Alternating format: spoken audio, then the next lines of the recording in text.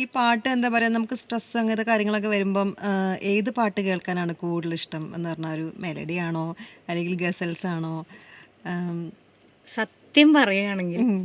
അങ്ങനെ എനിക്കില്ല കേട്ടോ. അയ്യോ, അത് ഭയങ്കര ബ്ലസ്ഡ് ആണ്.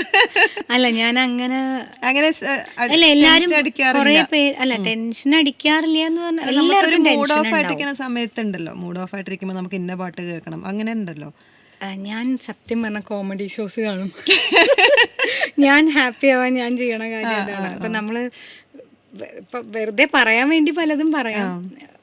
പക്ഷെ അങ്ങനെ ചോദിക്കുകയാണെങ്കിൽ ഞാൻ അങ്ങനെ ഒരു മൂഡ് ഓഫ് ആയിരിക്കുമ്പോ എന്നല്ല, ബാബുക്കയുടെ പാട്ടുകളാണ് എനിക്ക് ഇഷ്ടം. എത്ര കേട്ടാലും അല്ലെങ്കിൽ കണ്ടിന്യൂസ് ആയിട്ട് കേട്ടാലും മടുപ്പ് തോന്നാത്ത പാട്ടുകൾ എനിക്ക് അത് അങ്ങനെ ഫീൽ ചെയ്തിട്ടുണ്ട്.